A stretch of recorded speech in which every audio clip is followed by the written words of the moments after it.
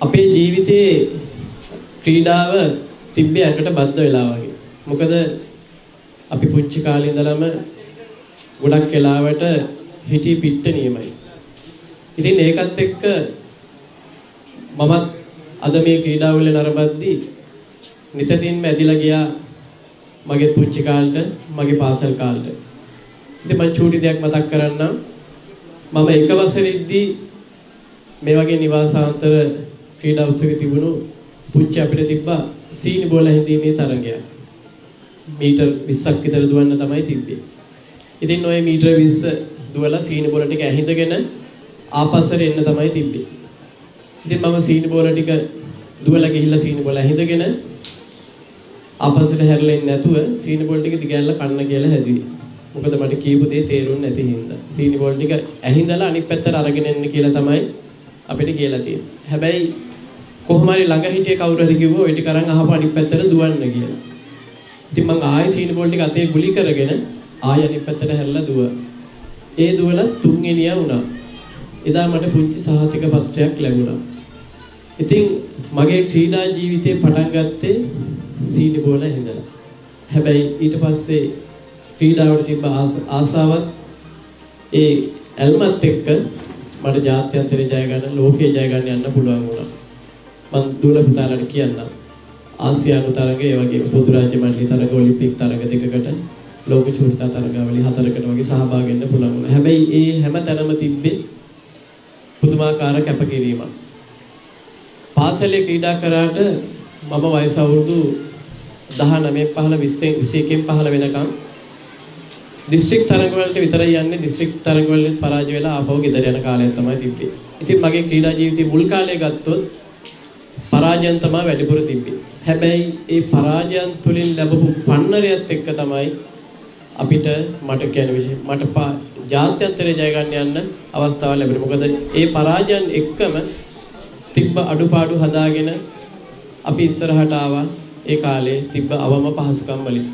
ඉතින් මම මේ දුවල පුතාලටත් කියන්නේ අපේ ජීවිතේ අපිට ජය ගන්න අපිට තියෙන පහසුකම්වත් ඒ වගේම අපි ලබන පරාජයන් වල ඒ අත්දැකීම් එකතු කරගෙන අපිට පුළුවන් වෙනවා අපේ අනාගතේ ජය ගන්න යන්න. ඉතින් ඒ වගේම අධ්‍යාපනයත් අපි මේ ක්‍රීඩාවත් එක්ක එකට කරන්න පුළුවන් කියලා මම කියන්නේ. මම උසස් පෙළ සමත් වුණා. හැබැයි ක්‍රීඩාවත් එක්කම අද ගොඩක් දුරට අපි දකිනවා මම ඒක මතක් කරේ උසස් පෙළ සමත් වෙලා ක්‍රීඩාවත් කරා කියන එක. විශේෂයෙන්ම අද ක්‍රීඩාවට සහභාගී වෙන දූ දරුවන්ගේ අඩුවීමක් තියෙනවා අධ්‍යාපනයත් එක්ක. මොකද ක්‍රීඩාව කළොතින් අධ්‍යාපනයට යොමු වෙන්න බෑ, අධ්‍යාපන කටයුතු කරන්න බෑ කියන මතයක් දෙමව්පියන්ගේ ඉඳලම අද අපේ සමාජයේ අපි දකින්න ලැබෙනවා. අපි පාසල් වල මෙවැනි ක්‍රීඩා උත්සව වලට ගියොත් ඇත්තටම පාසලේ භාගයක්වත් ක්‍රීඩා උත්සවයට ළමයි රැඳෙන්නේ නැහැ. ඉතින් අද එවැනි තත්ත්වයක් තියෙන්නේ. ඉතින් මම හිතනවා ක්‍රීඩාවත් අධ්‍යාපනයත් එකතු කරගෙන කරන්න පුළුවන් දෙයක් තමයි ක්‍රීඩාව කියන්නේ. විශේෂයෙන්ම ක්‍රීඩාව කියන එක පුංචි කාලේ ඉඳලම ක්‍රීඩාව කරන්න ඕනේ. කියන්නේ විශේෂයෙන්ම මොන්ටිසෝරි කාලේ ඉඳලම කියන්නේ පුංචියට සෙල්ලම් කරවන්න ඕනේ අපි. මොකද මේ සෙල්ලම කියන වචනයත් එක්ක අපිට පුළුවන් පුංචි කාලේ ඉඳලම ඔවුන්ගේ බුද්ධි වර්ධනය, ඒ වගේම ඔවුන්ගේ ශාරීරික මානසික මේ හැකියාවන් වර්ධනය කරගන්න පුළුවන් වෙනවා. ඉතින් අපිට ක්‍රීඩාව කියන එක අත්‍යවශ්‍යම දෙයක් අපේ ජීවිතයට. ඉතින් අපිට ක්‍රීඩාවෙන් තොරව අපිට අපේ ජීවිතය ගත කරගන්න වෙන්නේ නැහැ. මොකද අපි අනිවාර්යයෙන්ම ක්‍රීඩාවට යෙදෙන්නම වෙනවා. විශේෂයෙන් අද ගත්තොත් අද අපේ රටේ බොහෝ නොවන රෝගවලට විශාල වශයෙන් ගොදුරු වෙන අවස්ථාවක් අපිට දකින්න ලැබෙනවා. ඉතින් අද අපි ක්‍රීඩා කරන්නේ ගොඩක් වෙලාවට වයසට ගියාට පස්සේ ඒකත් අපේ උමනාවට නෙවෙයි වෛද්‍යවරයාගේ කීමට. ඉතින් අපි හිතනවා අපි එතනින් එහාට ඔබට ගිහිල්ලා අපි අපේ රටේ ක්‍රීඩා සංස්කෘතියක් ඇති කරගන්න ඕනේ.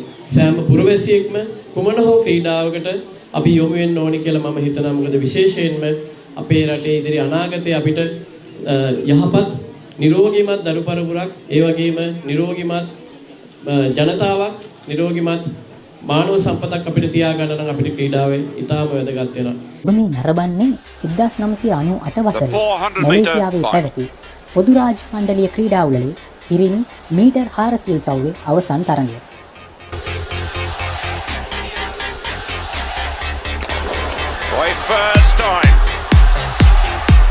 එහිදී වත්මන් ක්‍රීඩා නියෝජ්‍ය අමාත්‍ය සුගත් පිලවරත්න මහතා තප්පර 44.6.4ක කාලයක් වාර්තා කරමින් මෙම ඉසව්වේ ලෝකඩ පදක් දිනාගත්තා. Thomas now trying to get away from Bolt, who's trying to hang on to Thomas through the halfway point. Richardson also going well, and this is where he does wide.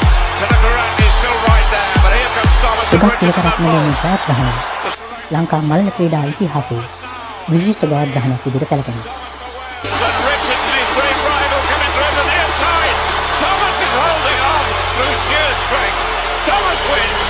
Richardson second. Tanaka Ratney